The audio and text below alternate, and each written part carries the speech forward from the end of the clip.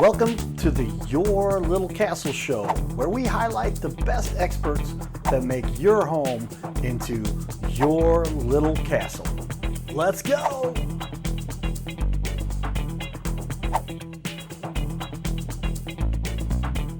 Ladies and gentlemen, welcome to the Your Little Castle Show, where we help you turn your home into your castle. And I love this show because I have been so pumped trying to find somebody who has the background and the expertise that you have. Jason LiCavoli. That was good. That was good. It was not perfect. LiCavoli. There you go. All right, I'm going to get it right. All right, cool. I practiced. It's a tough one. We've done a number of video shoots now, and I think sometimes I got it right, but it's a cool Italian name. It is. It's a good Sicilian name, not Italian. Sicilian. Oh, sorry. I'm getting in more trouble as I go. But Sicilian, big influence in American culture. It's just wonderful to have some of my best friends are Sicilian or Italian. Do they get along, Italians? Pretty much. Sicilians are better than Italians. It's factual. But literally, when I started going down the path of where do you make a living these days? What are the things that people do that can actually have a fulfilled life where you feel like you're really contributing to the community and helping people to reside in their home, right? Everybody has to have a home to live in. And when I started digging in a little bit, I've met him on Facebook, okay? We're Facebook friends first. We talked probably 3 or 4 times before we ever met. We've met at a nonprofit thing one time or whatever, and I'm a big fan. Cardinal Cowboy legend. Cardinal Cowboy, I'm sorry, we probably did, and I didn't mean to not remember, but that happened. People, I guess. Everybody knows you. You can't know everybody. I get it. And people say, you probably meet a lot of people like, I don't know what to say to them. I'm like, yeah, I do. Maybe my memory's not so good, but whatever. But I try to be nice and polite to everybody. That's part of how you survive best on this planet. For sure. People that are rude and mean, I'm like, you just hurt your own opportunities for whatever. Man. No, you're always bringing a positive vibe where you go, and I dig that. So. That's key. Life is short, and I was in a bad situation and decided to make the best out of it. So that's what I get to do now. Thank you. So let's talk a little bit about it. I mean, investment properties, real estate investor. You've been doing this since 2003. You're coming up on 20 years. Almost 20 years, yeah. And so when I said, I need somebody who's got some mojo, some expertise, I know lots of people that dabble with it. A lot of people do this as a part-time thing. Absolutely. You're not part-time. This is your living. This is what I do. It's what I've been doing. So. and we talked in one of the videos that we did. We shot a number of videos. You'll see one up here. I'll go ahead and put up. This is. Oh, look at that pretty face. Right?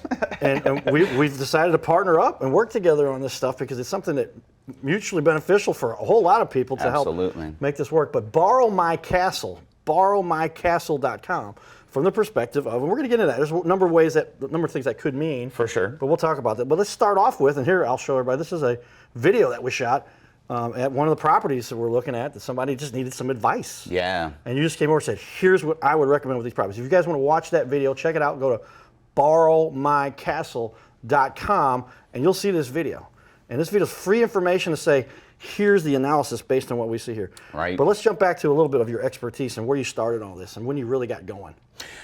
So April 2003 was my first purchase of my first flip. I had a coach, and we were going to 50-50 split the first deal. And so I grew up, my dad was a carpenter, and so he helped me swing the hammer, and we got that thing done. And it was, once I experienced that, I said, this is what I'm supposed to do. And it was off to the races from there. And so I've probably flipped over 100 houses in St. Louis. Well, I definitely flipped over 100 houses in St. Louis. But I've owned rental properties. I've done a lot of different things, a lot of the creative strategies, owner finance. The Burr method, that's always a fun little. I hadn't heard that before. Yeah, these are all strategies. Like a lot of people say, I want to be a real estate investor. And I'm always like, what do you think that means? Because some people think being a landlord is a real estate investor. Some people think, HGTV, fix and flip there's so many niches. And Sure. Airbnb is just one of them. And I found Airbnb about 3 years ago. And I tell you what, I've shifted my whole business toward that. So I have 14 units right now, and I'm looking to get 14 more real quick. So, okay. And they're all in St. Louis. A lot of people want to go to Florida and do other creative things. I'm just not that creative. I'm a St. Louis guy. So I keep it local, and it's working really well. My friends keep inspiring me to expand. So that's kind of where our conversation came in. Like, right. I can help you do this, but we can really expand what this is. People need cash flow in their lives, and there's no better cash flow. There's no lower cost to entry than Airbnb. And Airbnb is like calling a facial tissue a Kleenex. So Airbnb is one platform, but short-term rental is the category. And that's kind of a broad spectrum, short-term rentals. And you've mentioned to me that VRBO, that I'd heard of it. And I thought, oh, they must be the little brother to They're bigger than Airbnb. But they're bigger. Absolutely. I book more through VRBO than Airbnb on our units. So, and they all have their, benefits and the negative and positives of each platform. Sure. There's probably 100 platforms out there, but they're super niche. I mean, you get down to, on social media, like people can come together in different ways. So in short-term rentals, the same thing. There's dedicated nurses, like websites just for nurses that need to find short-term rentals. There's websites just for corporate leasing. There's so many niches. Vacation rental is one niche. St. Louis is not really a vacation spot, but people come here all the time, right? So a lot of my units are downtown on Wash Ave, and we got soccer now coming up, baseball, hockey, all the conventions. There's so much going on downtown. You're the alternative to the hotel. And when you give people an experience and you give them a unique space, then you can really crush it. So yeah, well, that's the expertise you bring to it. Like I literally had been like, I talked to a buddy of mine. He's got two. I'm like, hey, he's Dylan. Dylan, where you at, man? I love you, but he's kind of like, I do it kind of part time. He's got a full time business, and I'm like, well, that could be someplace. But I just want to get into this because I understand. And then people with the change in the world the last couple of years, they're like, oh no, that's not. And you've said no, it's the opposite of that. Oh man, and something people when need to COVID understand. hit, I could have lost everything. I got creative, worked with my landlords. That's the kind of guy I am. So I survived COVID. If I got through COVID, I think I can get through anything, right? But it changed the market, and now absolutely. There's people that literally. There's a guy who I've seen on Grant Cardone's program. I forget his name, but I think it's nice. I forget his name, but he literally was like, "This is how you do it." And then I talked to you, and you're like, "Well, that was the way you did it 2 years ago." Right. And that's not the way you do it now. The but you've got that post-COVID world, yeah, it's just different. A lot of businesses have shifted. So short-term rentals, nothing different. The industry has shifted. So the gurus that were training you 2 years ago, you need to get the updated information, the new way of doing business. So yes. So all right, let's talk a little bit about what is the one thing that you really feel like this separates your method here that you do from the rest, because there's a lot of people out there who are in this competitive real estate world for sure, and then you get into property investment, a little more niche. But where do you really feel like your expertise? And I guess we kind of touched on that, and especially what you're focusing on now. I'm excited about that. But why should somebody say, this guy's a specialist? Why should I trust Jason? Yeah. So I have 14 units, and I partner with different people, and my property management company is managing 40 plus units. So I get to see a pretty broad spectrum, and I'm a study. I like to learn. So I'm learning and learning and learning, and I'm testing and testing and testing. So after 3 years, I feel like I'm to the point now where I know what works, and I'm always trying new things, but I know what works. And I can shorten the learning curve. Like the people I'm partnering with, they don't have to go through the struggles I went through the last 3 years. They don't have to try stuff from pre-COVID that doesn't work anymore, So cash flow is the key. So you can be a real estate investor and you're banking on appreciation of the asset, which is a play that you can use, and it works until 2008 happens, right? So I went through 2008, I'm not letting that happen again. I'm focused on cash flow, not asset appreciation. There's different strategies, not everybody's about that. When you're focused on cash flow, there's a thing called Airbnb arbitrage, and that's what I focus on. So I'm leasing a unit, and I call it subleasing, but that's kind of the incorrect term. I'm repurposing the property as a short-term rental.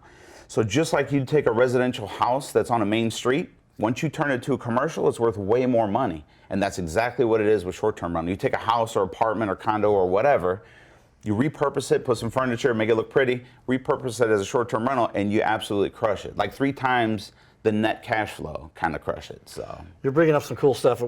This goes fast. All right, so one of the key surprises, I was literally, if people go watch the video on your jaw dropped when you heard those numbers.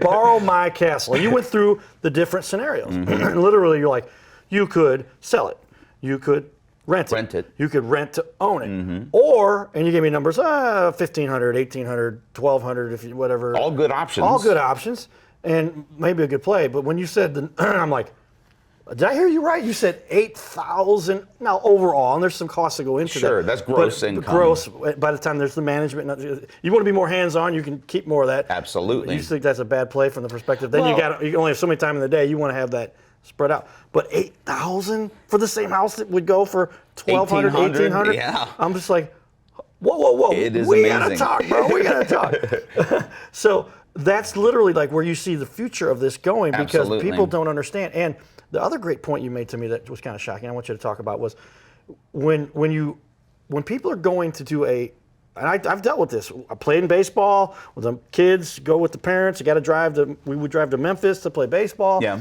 Everybody would get separate hotel rooms, and you're spending $180 a night times whatever.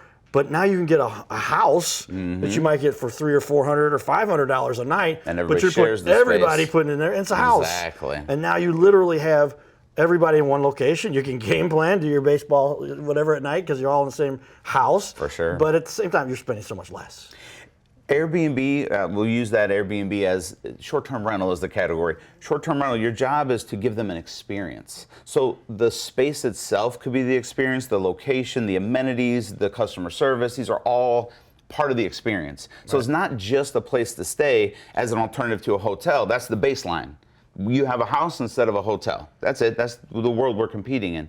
But the way you kill it is that all my units are themed. They all have their thumb stopping. On social media, you got to be thumb stopping. If I go on Airbnb to find a place Thumb stopping, and I'm scrolling, which one's going to stop me? The one that's got the cool photos. So like hire a professional photographer. We can get into the logistics, but like the basis of why I'm doing it is because I tried it and it was killing it, and I'm like, I want more of that. Because cash flow is the key. People, if you knew what mailbox money felt like, you'd run through a brick wall to get it. That's it. So when you see the cash on cash return of a business model like this, the ease of getting in, like if you're gonna buy a piece of property, down payment, you gotta fix it up, inspections, all this stuff. When you rent an apartment, condo, or house, that's all done for you. You get a key and you start doing business the next day. So the low cost of entry and the high cash flow, it's the sexiest business model in real estate investing. And I've done a lot of different things in real estate investing. And I still do. I solve people's problems. So one of the problems right now is landlords been this moratorium on rent and stuff. A lot of them are in a lot of pain. So when you can there's no make ready for me. When I lease from my landlord, I'm the best tenant they've ever had. There is no make ready. They don't have to worry about their property. When I give the key back, it'll look better than the day they gave it to me. And that's my job, is to make sure this place looks immaculate. And I'm watching it every day.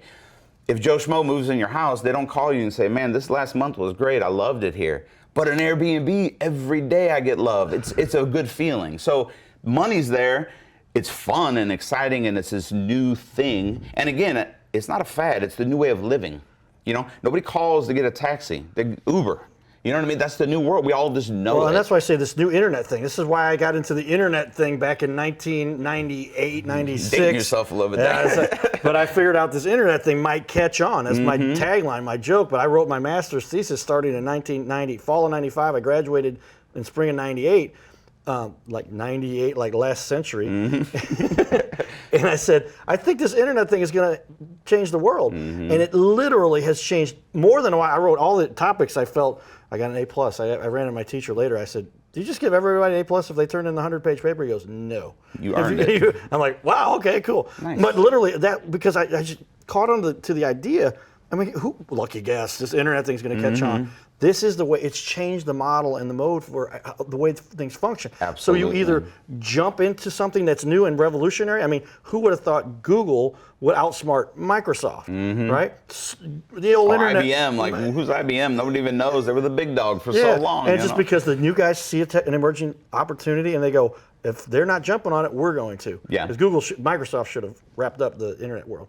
But what we're going to do here, ladies and gentlemen, this is our first little introduction. I wanted to have Jason on the show to talk about his expertise because we've got so much to share. But we're going to do another show very specific to the Airbnb process. Airbnb process for everybody. All right, everybody? Perfect. That Let's sounds do it. great. Thank you, Jason. Hey, man, I need to get some bling like you. You're looking pretty. You're watching Your Little Castle show. Giddy up. Well, before you guys wonder a little bit who this is, but if you ever hear the dun, dun, dun, dun, this is who it is. Dwayne Hilton. Dwayne Hilton, yeah. Is the organist, what do they call you? The Organist. at the ballpark Organist for the St. Louis Cardinals. for the St. Louis Cardinals. You guys ever heard of them? I'll be playing this a lot on opening day.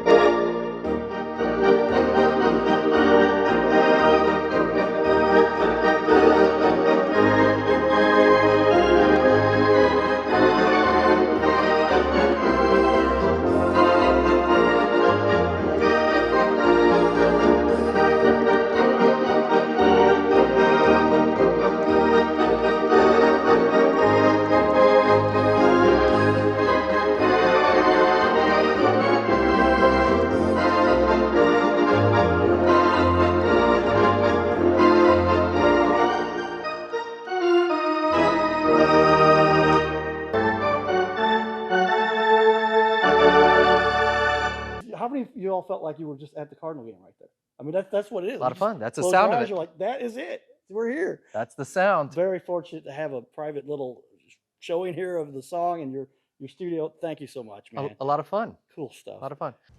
Welcome to the Your Little Castle Show. More excitement here in studio. Shout out to Carroll House Furniture, our sponsor. Brooke just did another charity event with him recently. Lots of great stuff he does in the community. That's how I got to know Brooke, and he really likes to give back. So we're going to talk a little bit about that here in a minute with some cool stuff that you do too. That's really neat. So tell me a little bit, Jonathan. How you've been in this industry for a long time and making an impact with the house. And now you've got two companies. Kingdom Builders and GuardEx now as kind of an offshoot, I guess, to say, hey, we see another problem, another need in the community. So, ladies and gentlemen, Jonathan Pratt, GuardEx. Yeah. Cool. Thank you. I love the concept here. I mean, this is something that's important. Talk a little bit about what GuardEx is. Yeah, GuardEx was birthed out of, like you said, we saw a need with Kingdom Builders. So, Kingdom Builders is our residential remodeling company. And we found a lot of times we would do work for a client, and then we would hear back from them in a year, and they would say something like, my basement just flooded, or my gutters overflowed, or a pipe burst, or my furnace blew up, or any number of problems. And oftentimes it was sad because when we had a relationship with them, and we would say, this was a problem that could have been prevented if the home had been maintained. And so we just saw a vacuum, a need where people would fix up their house. There's a lot of us out there that are happy to fix up their home, but a lot of times people, they just don't know things that need to be done to maintain the house. And so we said, you know what, let us partner with you. Let's not just fix up your home, but let's stay with you. Let's maintain a relationship, and we'll help keep an eye on things so that you don't have problem pop up in the future. And so what GuardEx looks like, it's a routine maintenance company. So instead of a handyman that you call when something's on fire or something failed, this is a company that we partner with you and we maintain the home on a routine basis. So what that looks like is, first step is we meet with you, walk through the house, and we just look at, what are potential problems. We'll give you a red, yellow, and green light list and say, okay, we've done a thorough look of the house, we've crawled through the attic, we've gone through the basement, in the crawl space. Here's some stuff that we've got to take care of right away. You've got some active leaks or problems that need to be fixed. Let's take care of these before they cause more damage. And then we'll get like a yellow would be, hey, you know what, this isn't falling apart right now, but it needs to be maintained. Right, let's keep an eye on it. And then there's green. These systems are all fully operational, looks fine, let's just leave it, but let's keep an eye on it. And so we take that list and then we'll put together an action plan and say, okay, we're going to come by every month or every other month, every quarter, whatever that looks like, and we're going to take care of these things for you so that you don't have something go wrong in the future. And so a lot of those things is sump pumps. People don't know to check their sump pumps, and then they'll have a deluge of rain and think, well, we've got a sump pump, so it's it's going to take care of it. All good. It won't be a problem. Yeah, but the sump pump's Dealt not with that working. one. Yes, the sump pump's not working, or there's not a battery backup, or the sump pump isn't plugged in. We've run into that before. People have a sump pump, but the motor's not even plugged into the wall. And so, sump pumps, gutters are another big one. A lot of times, people might clean their gutters, and then they'll think, oh yeah, I did that. And it's like, well, yeah, you may have done it last year, but you got to do it again. Okay, explain the gutter thing then. Because is that a matter of it gets clogged and it causes then it sag and then it starts tearing apart from the roof, or what's the real issue with that? Well, it's a couple things. One, you're right, it can pull off the house, and then the water is just getting behind the gutter. The other issue is if the gutters are clogged, even if they're fully fastened to the house, if they're clogged and they back up, it can run back over, get behind your fascia and run inside. Or the other thing it just doesn't get the water away from the house. Even if it's not making it its way into the house behind the gutter, it's dumping water right up against your foundation. Whereas ideally your gutter, collects the water, runs down the downspout and away from the house. If that's not all working right, you're just dumping water right at your foundation. And guess where that's going to go? Yeah, I was going to say, it's going to go inside. Yeah, I say water damage. Yes. It's like the biggest scary word that you can hear when you're talking about what happens to a house. Tornado comes through, okay, that's kind of random. Yeah. That's not so often. Lightning strike, okay. Water always, I mean, even from people busting a pipe versus a major storm. Yes. These Yep. are things, and then you start going down the gutter thing, and it's just a regular little rainstorm, but there was Yep. a lot of it. Yeah. And now you've got water in the foundation. Yep. It goes up into the floor, and then comes and gets into your walls, and then you get mold. I mean, It's a All domino kinds. effect, isn't it? Yeah. Yeah. Well, that's one thing. The other thing is just, maintenance on coatings. A lot of people will do a deck, and they'll put the deck in and just forget about it. And then 3 years later, the deck boards are failing. If you maintain those deck boards, you power wash them and you seal them, you get a nice protective coating on them, you're going to get a whole lot more life out of that. The same thing goes for exterior wood windows or railings or fascias. There's a lot of things on homes that we're just not accustomed to maintaining. Either we're too busy. I mean, everybody's busy. I mean, we're always proactively just getting busier and busier. Nobody has time to go out there and clean their gutters or paint their eaves. I mean, and so those things fail, and then you just have to replace it. Yeah. And that's so much more expensive than if you can maintain it on the front end. So that's what we're trying to do: save people money by, hey, let's maintain this, fix this, so that you don't have a big expense. Like a great example, we did a kitchen for a client, and she called us a year later and said, my basement flooded. We showed up, we look around, what's going on, what happened. She didn't know what happened. And we found she had an egress window in her basement with a window well, and the window well was caked over with 2 inches of mud. You couldn't even see the bottom of the window well, and once we shoveled the mud out, we saw there was a drain there, so it was put together correctly, but it had, over the years of leaves and sediment falling in there, Sure. it just Got clogged. clogged up. Yeah. And it overflowed, and so then you're, like you said, you've got mold, you're tearing out walls and flooring. Whereas if you pay us $100 to go clean out your window well, how does that compare to $5,000 Well, that's of what I water say. mitigation? All right, now we're going with the cowboy thing again, because I'm a cowboy on a steel horse. I can't sing too much of it. Yeah, Unless we thank get, you. But plus, people don't want to hear that. But literally, I mean, let's buckle down here, get tough, and get here and be proactive. I guess another angle I'm looking at this, because I've dealt with both ends of this, right? Mm-hmm. And a family who owns a few houses and has done some rental stuff, and literally, the preventative. Who likes to deal with the insurance company? Yeah, I know. It's a Because everybody nightmare. says, hey man, I can't wait to call my insurance company today. This is going to be the most exciting things I get to do all day. And then you go through that whole struggle with proving this. I mean, I'll talk about a specific issue I know where water came in a major storm. Yeah. The sump pump worked, but maybe it didn't. And then Yeah. it caused other issues, and they're going, is it covered, is it not covered? They go back Yeah. and forth about, no, we don't cover that. Yes, we do. If you'd had some of the preventative things done that cost you pennies compared to what you're now out of pocket because it's not covered, Yeah. and the much less the headache of, Yeah. of arguing and dealing with all that. And Yeah. sometimes it's a no-brainer, and they go, absolutely, taken care of, paid for, here's a check.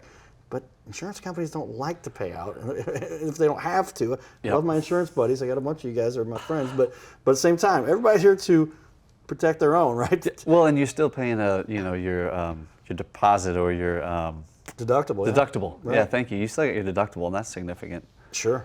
Yep. And when it comes down to just doing the math, that's why I said when I heard about your service, I said we reached out to you and we said, hey, Yeah. can we talk about this, because this Yeah. is a really powerful tool that people can use so that they don't lose their biggest asset that they own. Well, in almost every case you find. So Yep. some people own Trump Tower. That's a different guy. He's got a Yeah. lot of money. Yeah. The rest of us, we just trying to protect the house that we live in. Yeah, and even aside from the financial impact, I mean, who wants to go through a flooded basement? I mean, say, yeah, my insurance covers it, it's paid for. It's like, yeah, but do you want to have to wade through water and all that and all your possessions be ruined and go through the hassle of all the construction and, all the mitigation work just to get it fixed? Or just keep an eye on it. Let us take care of it for you. So it's just better. It's so much more convenient. Sure. Tell us, who is it that really benefits from your service? Get very specific. And you're saying we're Yeah. looking for the people that are generally homeowners for houses $125,000 to $500, whatever. What is it? Yeah. So homeowners is a huge category. Right. You're I right. was gonna say, is there anybody in that niche that you're saying these are the Yeah. people both? Because I would assume everybody who owns a home needs your Yeah. service. Yeah, so there's a few segments of people that I do think would benefit more than others. There's busy professionals, people that are running around and they are working, 50, 60-hour weeks plus, and the last thing they want to do on their weekend is come home and clean the gutters or crawl through the crawl space, or winterize their piping. They're busy and they can't afford to be taking care of all those things. So a busy professional is one person. Seniors is another one. You know, people that have lived in their home for a long time, they've paid it off, it's a family home, they've got history there, and they either don't want to be spending their time doing that, or some people, they just aren't able to do that anymore. Maybe, you don't want to be up on a ladder cleaning your gutters. You know, there's some people that just shouldn't be doing that, and we can take care of it for them. So I think that's two segments of people that would really benefit.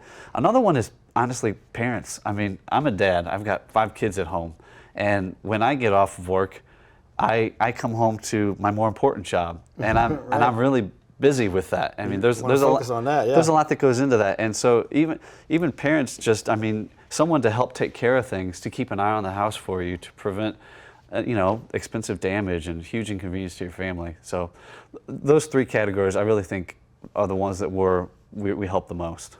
Tell me, what does it cost for this maintenance? What's the going rate? How do people pay for this? Yeah. So pricing starts somewhere around $120 a month, and it depends on the size of the house.